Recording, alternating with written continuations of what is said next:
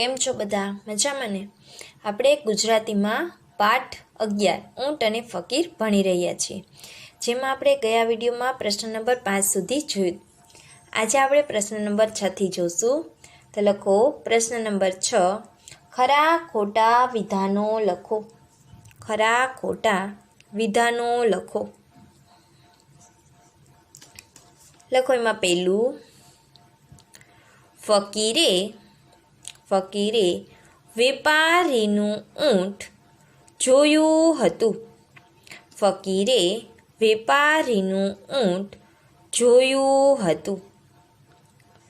તેમાં આવશે ખોટું.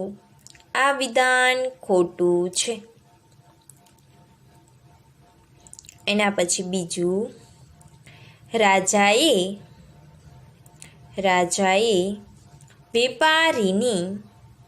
વેપારીની અવલોકન શક્તિના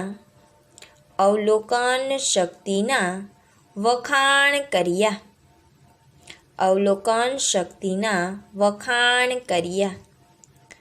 એમાં આવશે ખોટું. આ વિધાન ખોટું છે. એના પછી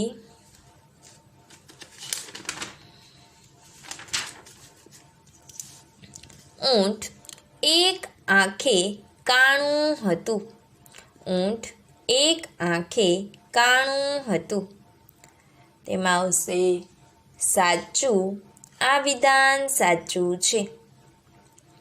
એના પછી 4, રાજાએ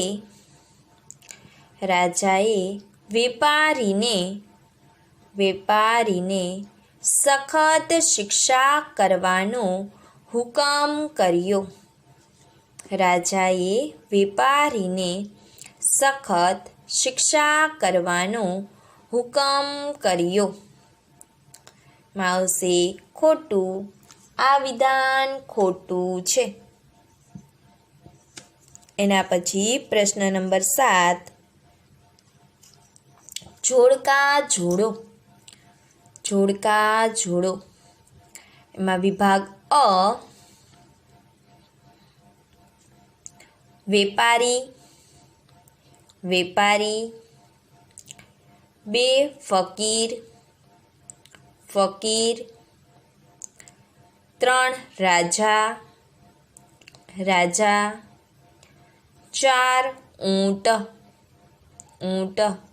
વેપારી, ફકીર, રાજા, ઊંટ.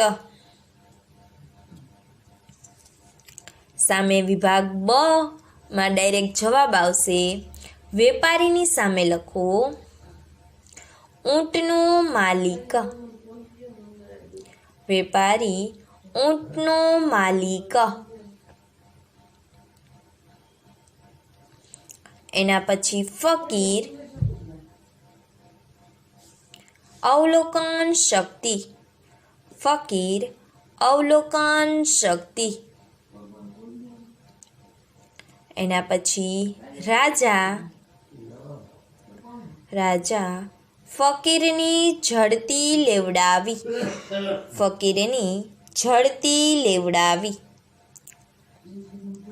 એના પછી ઊંટ એક આંખે કાણું.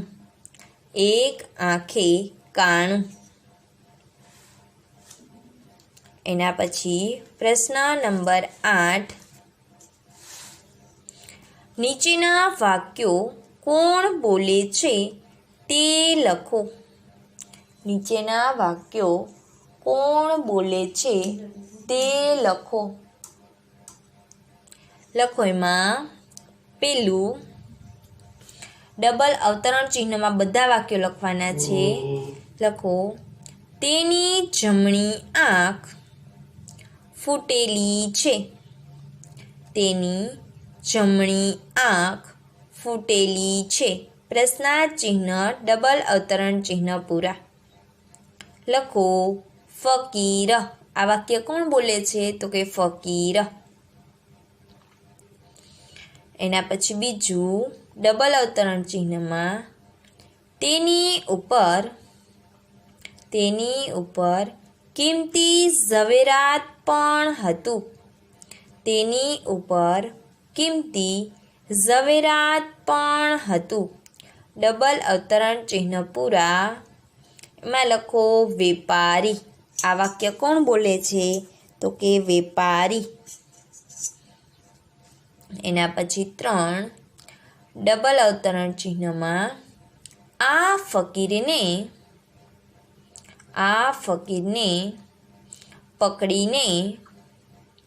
પકડીને રાજા પાસે લઈ ચાલો.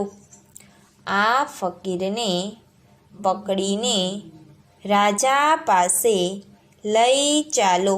ડબલ અવતરણ ચિહ્ન પૂરા. લખો એમાં વેપારી.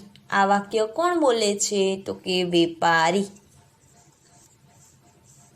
એના પછી 4 રાજાજી અલ્પવિરામ રહેમ કરીને પહેલાં મારી વાત સાંભળો. રાજાજી રહેમ કરીને પહેલાં મારી વાત સાંભળો. એમાં આવશે ફકીર. આ વાક્ય કોણ બોલે છે? તો કે ફકીર. તેની જમણી આંખ ફૂટેલી છે. ફકીર. તેની ઉપર કિંમતી ઝવેરાત પણ હતું. વેપારી. આ ફકીરને પકડીને રાજા પાસે લઈ ચાલો. વેપારી. રાજાજી રહેમ કરીને પહેલાં મારી વાત સાંભળો. ફકીર. એના પછી પ્રશ્ન નંબર 9 લખો. નીચેના દરેક શબ્દનો ઉપયોગ કરી વાક્ય બનાવો. નીચેના દરેક શબ્દનો ઉપયોગ કરી વાક્ય બનાવો. એમાં પેલું છે ઝવેરાત. ઝવેરાત. એમાં બનશે ઊંટ ઉપર કિંમતી ઝવેરાત પણ હતું. ઊંટ ઉપર કિંમતી ઝવેરાત પણ હતું. બીજું આવશે હુકમ. હુકમ. એમાં આવશે રાજાએ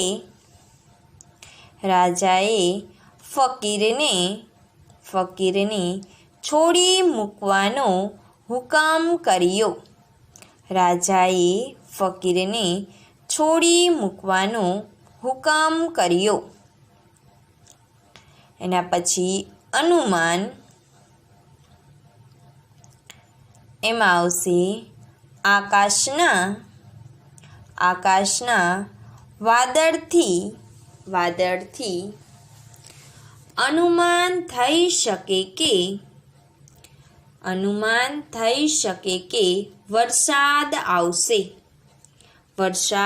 આવશે. એના પછી અવલોકન. એમાં આવશે ફકીરે તેની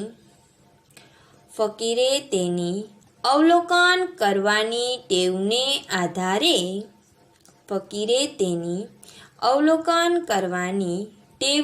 આધારે ઊંટનું વર્ણન કર્યું. એના પછી ફકીર. તેમાં આવશે ફકીર વન વગડામાંથી પસાર થતા હતા. ફકીર વન વગડામાંથી પસાર થતા હતા. એના પછી પ્રશ્ન નંબર 10. નીચેના વાક્યોને વાર્તાના ક્રમમાં ગોઠવીને લખો. નીચેના વાક્યોને પ્રશ્ન નંબર 10. નીચેના વાક્યોને વાર્તાના ક્રમમાં ગોઠવીને લખો. એમાં પહેલું વેપારી ફકીરને રાજા પાસે લઈ ગયો. વેપારી ફકીરને રાજા પાસે લઈ ગયો. बीजू राजाए फकीरना वखाण कर्या। राजाए फकीरना वखाण कर्या। एना पछी 3 राजाए फकीरनी वात शांतिथी सांभળી। राजाए फकीरनी वात शांतिथी सांभળી। एना पछी 4 वेपारी फकीर पर गुस्से थयो। वेपारी फकीर पर गुस्से थयो। एना पछी 5 फकीर वन वगड़ामांथी पसार थता हता। फकीर वन वगड़ामांथी पसार थता हता। 6 फकीरे राजाने विनंती करी। फकीरे राजाजीने विनंती करी। हवे एने पाठना क्रममां गोठवो। एमां लखो पेलुं फकीर वन वगड़ामांथी पसार थता हता। एना पछी वेपारी फकीर पर गुस्से थयो। वेपारी फकीर पर गुस्से थयो।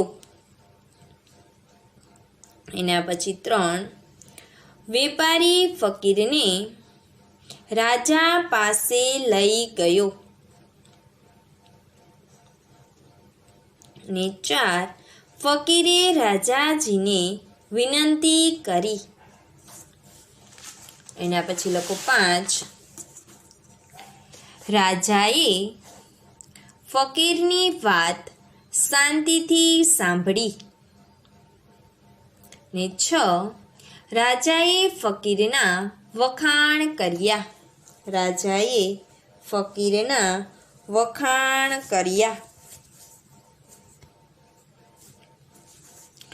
एना पछी लखो प्रश्न नंबर 11 पाठमांथी शोधीने दीर्घई आवतो होय तेवा 10 शब्दो लखो।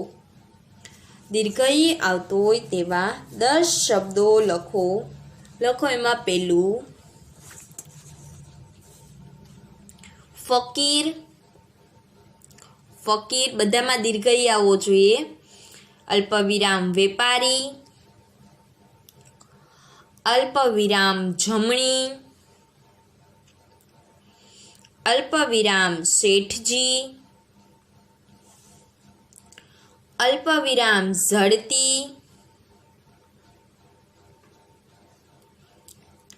अल्पविराम माखीओ। अल्पविराम धणी।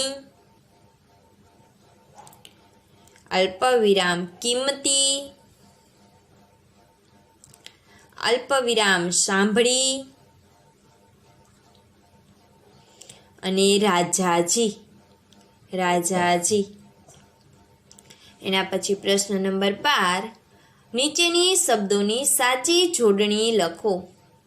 एमां पेलुं छे ऊंट तो आवशे ऊंट। ऊनी उपर मींडुं ऊंट। एना पछी जवाहीर। जवाहीर ही दीर्घई छे साची जोडणीमां आवशे हसवाय जवाहीर। जवाहीर। एना पछी घઉં तो घઉં ऊ पर मींडुं घઉં। एना पछी वर्णन न उपर रेफ छे हण उपर आवशे साची जोडणीमां वर्णन। वर्णन। एना पछी प्रश्न नंबर 13 नीचेना शब्दोना समानार्थी शब्दो लखो। एमां पेलुं कृपा तो आवशे दया। कृपा तो आवशे दया। आँख। आँख तो आवशे नयन। आँख तो नयन। विखूटू छूटू पड़ी गयेलू। छूटू पड़ी गयेलू।